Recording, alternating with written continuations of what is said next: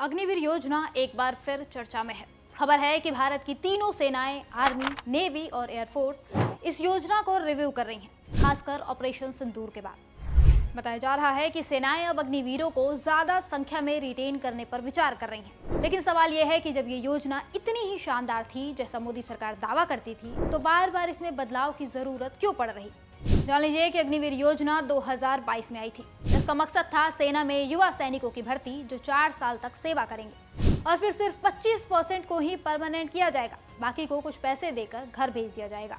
लेकिन जैसे ही ये योजना आई, देश भर में हंगामा मच गया। युवाओं ने सड़कों पर उतरकर इसका विरोध किया। बिहार, यूपी, हरियाणा, राजस्थान, हर जगह प्रदर्शन हुए, ट्रेनें जलाई गईं, सड़कें जाम की गईं, क्योंकि युवा इससे अपने भविष्य पर हमला मान रहे थे। सालों तक सेना में भर्ती की तैयारी करने वाले नौजवानों का सपना था कि वो देश की सेवा करेंगे, लेकिन इस योजना ने उनके सपनों को 4 साल की ठेके की नौकरी में बदल दिया। न सिर्फ युवा बल्कि सेना के बड़े बड़े अधिकारियों ने भी इस योजना को खारिज किया।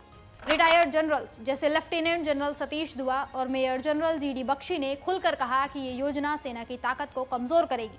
उनका कहना था कि 4 साल में एक सैनिक को पूरी तरह ट्रेन करना मुश्किल है और फिर उसे निकाल देना देश की सुरक्षा के साथ खिलवाड़ है। इतना ही नहीं, कुछ मौजूदा सैन्य अधिकारियों ने भी बंद कमरे में इसकी आलोचना की, लेकिन डर के मारे खुलकर नहीं बोले। ये सब दिखाता है कि योजना में शुरू से ही खामियां थी। नेता विपक्ष राहुल गांधी ने तो 2022 में ही इस योजना को लेकर चेतावनी दे दी थी। संसद में, रैलियों में, हर जगह उन्होंने कहा कि अग्निवीर योजना युवाओं के लिए बेकार साबित होगी। उन्होंने इसे नौजवानों के भविष्य के साथ मजाक बताया। राहुल ने कहा था कि 4 साल बाद 75% अग्निवीरों को बेरोजगार छोड़ देना देश को कमजोर करेगा, और आज उनकी बात सच साबित हो रही है।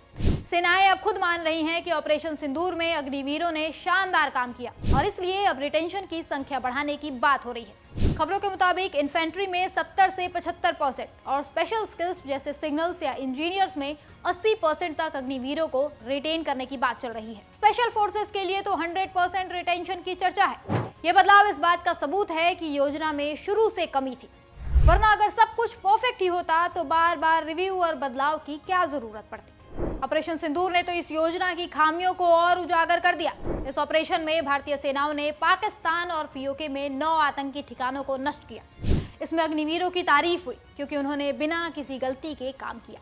अब सवाल उठ रहा है कि अगर अग्निवीर इतने काबिल हैं तो फिर उन्हें 4 साल बाद निकालने की बात क्यों? ये सवाल हर उस नौजवान के मन में है जो सेना में भर्ती होने की चाहत रखता है। मोदी सरकार ने तो इस योजना को गेम चेंजर बताया था, लेकिन हकीकत में ये महा बेकार योजना साबित हुई। युवाओं का भविष्य लटक गया।